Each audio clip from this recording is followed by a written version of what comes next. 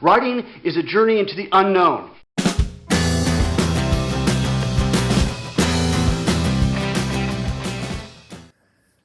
Hello everyone, welcome back to the channel. Welcome to the channel if this is your first time. This is a really special video because it's about my writing, and I just wanted to give you an update. It's an announcement. So there's an announcement which is something I'm really pleased to announce. But then I thought I'd use the opportunity to just talk about what I'd put out into the world. Most of which are self-published, but there's one exception. So, yeah, which is the first time I ever had anything published.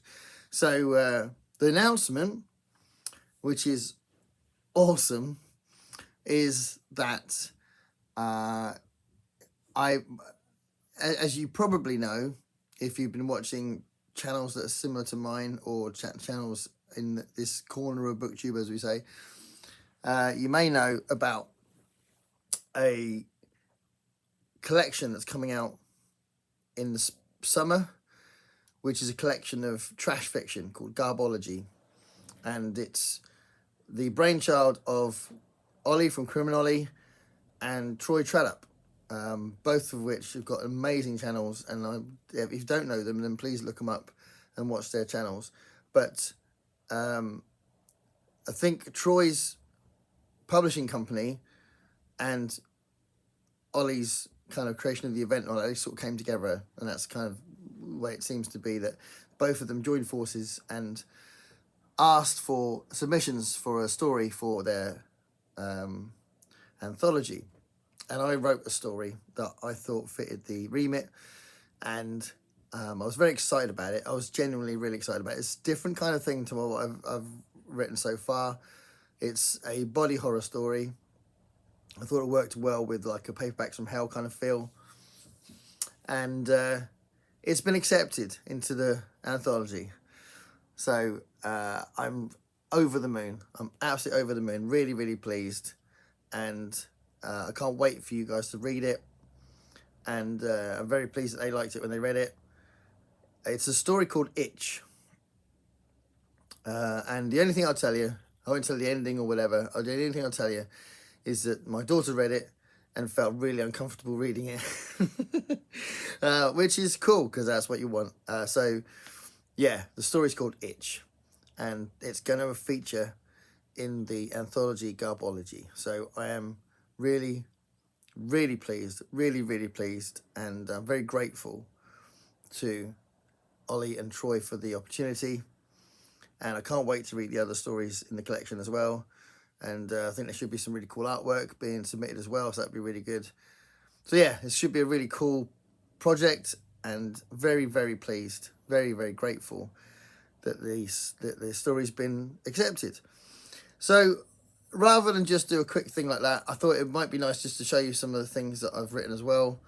So my ambitions, my I like self-identifying as a writer, certainly in print form, dates back to one particular book, right? This book. But I will say before I talk about this book that I've written for decades. Most of what I've written have been songs, but I wrote half a novel about 20 years ago, and I've written short stories before that. But this new phase of my writing is something that I'm really committed to. But my poetry is also something I feel really passionately about, and I enjoy writing poetry. And I'll show you some of the things I've released in that front. But the first time I was ever published wasn't self-published, and this was a book. Again, I was very grateful to be asked to contribute to the book. And it's a selection of humanist and atheist poetry called Filling the Void. It is a really good book. And it's edited by Jonathan Pierce, who has got two fantastic BookTube channels. Sorry, not BookTube channels, YouTube channels. They're not really BookTube. They're YouTube channels. They're kind of political and philosophical channels. And basically, I mean, my contribution to this initially stems from John asking me to provide the lyrics of People Live On, one of my songs. And I said, absolutely no problem, thanks for asking. Can I also offer some more poetry for it? And he said yes. And there are 2 poems in here as well as People Live On. So there's 3 entries in here of mine, the lyrics of People Live On, and 2 poems that I am, again, very proud of. And I'm really pleased that they're in this book. But loads of the poems in here are absolutely brilliant. It's a really, really good collection. So I would recommend this book, Filling the Void, a selection of humanist and atheist poetry. So that was the first time that I'd kind of imagined being in print in some way. So then I started writing stories in my, like later adult life, if you like, beyond the early things I wrote, which have been lost to the 4 winds. And I wrote these stories, and a friend of mine talked to me about self-publishing, and I hadn't really thought about it before. And I released 10 Tales of Transformation, which has now got its last edition. I'm not going to change it again, and I'm really, really pleased with it. I definitely am very proud of it. 10 stories, 10 quite different stories, I think, but they're all stories that I think all of them have got some kind of speculative aspect. So there's a couple of fantasy ones. Most of them are science fiction. And yeah, they're quite different though in tone, I think.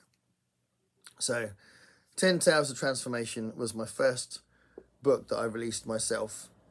The cover was designed by one of my oldest friends, Dale Seymour. Awesome. I gave him some ideas about what I wanted. I wanted it to be reflecting whatever happened to Ethel Pinchworthy, which is the second story in the book. And that was my first collection. And please go ahead and read it. I'd love you to read it. And then after that, I thought I would try my hand at writing a full novel.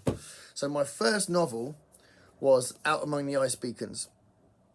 And I am very proud of it. And I had a lovely review, a couple of really good reviews actually, but I had a lovely review from Michael K. Vaughan. He did say that he didn't think it was perfect. He wanted a little bit more world building. And there is a glaring cock up somewhere in the book, and I need to find it, because the good thing about self-publishing is I can quickly correct it and sort it out again, bring it back out again or whatever. So I do want to do that, but for now, I can live with a slight error like that. I can live with it, even though I do want to solve it, but I can live with it. But I am very pleased with and proud of the book. It was a big achievement for me. It's a story that's sustained across whatever, nearly 300 pages, about 3 boys who end up on another planet, and they've got to deal with the consequences of being on this planet. And it upsets their socio-political understanding. They're at risk of being seen as terrorists, and it just gets a bit hectic. But there's a lot of humour in it. There's a lot of banter between these 3 very English teenage boys. So there's a lot of that kind of stuff going on. And yeah, that's my first novel, Out Among the Ice Beacons. And then I thought it'd be nice to do a collection of my lyrics. So Head First is a collection of my lyrics. So I've been writing lyrics for many, many years. And this is just a place where they all come together, and anything that I've played and kept and would sort of play now is part of this collection, Head First. So that was the next thing I put out. And then I decided to compile together and then write as well, because I wrote tons for it as well, a poetry collection, which was Permanent Verb. So this was my first poetry collection, and the cover is by my daughter. We like the cover. Permanent Verb, and again, a lot of it's sort of mental health stuff, and it covers a fair amount of different things. Actually, it's about how you identify yourself, about life, about the value of life, quality of life, about mortality. Yeah, it's definitely more serious. Arguably the most serious book in all the things I've released, Permanent Verb. But yeah, hopefully go down well if you're interested in this. This is the one that me and Pax talked about on the live stream we did, and Pax read some of the poems from it. Obviously read it beautifully. And then once I'd done that, I decided to expand the characterization of the Brown Yel Gang, which appeared in my first short story collection, for a full novel. So the initial short story, which was the longest short story in that initial collection, 10,000 Transformation, that story was called No Sleep Till Corsilia, and I decided that I would make a full novel about them, and that's the Brown Yel Gang. So this is probably the most fun I've ever had writing anything. It's really silly. If you lock into the humor, I think you'll have a really good time. It's probably more Python-esque than Douglas Adams-esque, or Pratchett-esque. It's a little bit more off the wall, I'd suggest. That's the band, and you can see that there's a humanoid there, but the others are kind of different kind of aliens that are in this band. They're from different planets, different species. We've got the three-headed singer, Trent. They get involved with gangsters, and it all gets a bit hectic, and then well, I won't spoil the ending, but they have to do something about these gangsters. Yeah, so the Brown Yel Gang is a lot of fun, I think. That book is all designed to just make you laugh. So that's the last novel I've written, and I'm currently planning a sequel to the Brown Yel Gang called The Brown Yel Gang Go to Pieces.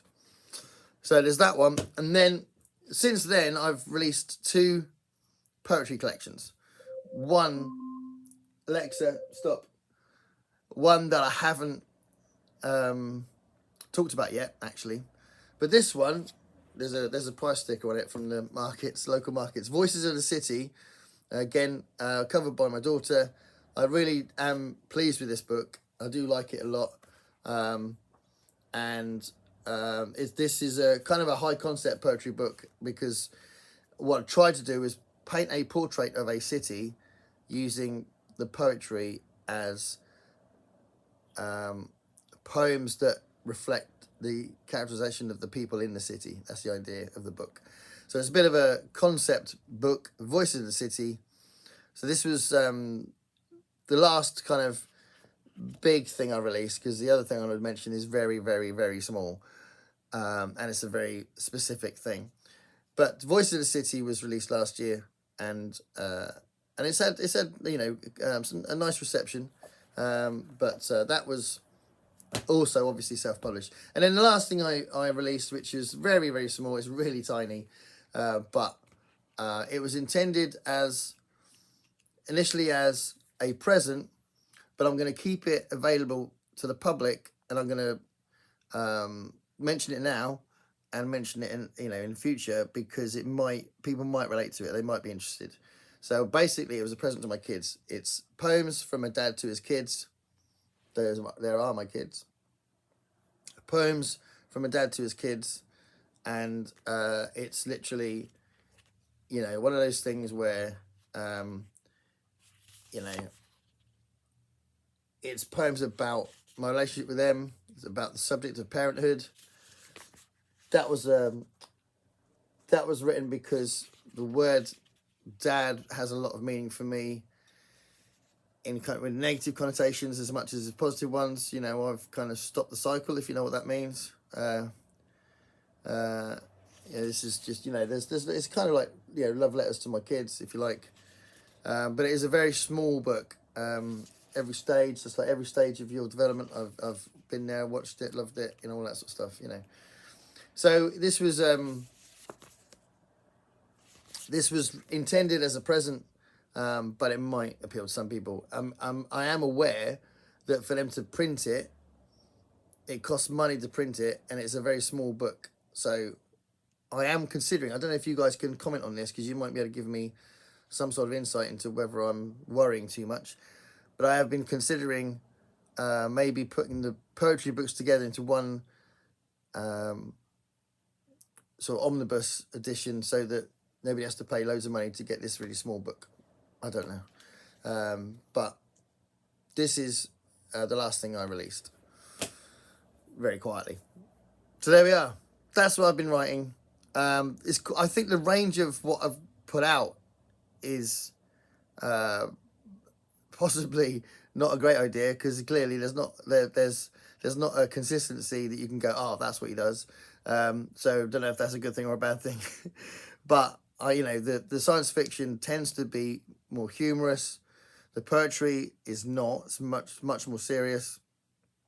And I've got my book of lyrics as well. I am going to carry on writing humorous science fiction if I can. There's been, and obviously there's the new story that's going to appear, which is the horror story. I've got a few other ideas that that are a little bit more grounded in reality, but there's something else I want to do that's a little bit more like a Twilight Zone-y kind of plot-ish, but I need to figure that out.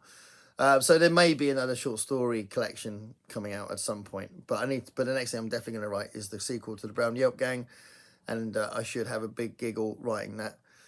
So there we are. That's what I've done so far. Thank you for watching. If you got this far, then I appreciate the support and the interest.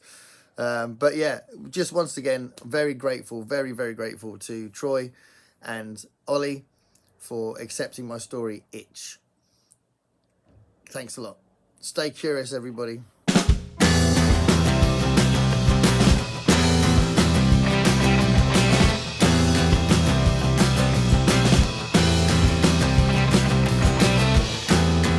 Paint me a picture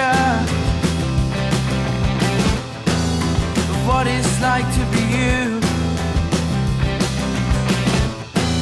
You sit up on your high chair, outside looking through.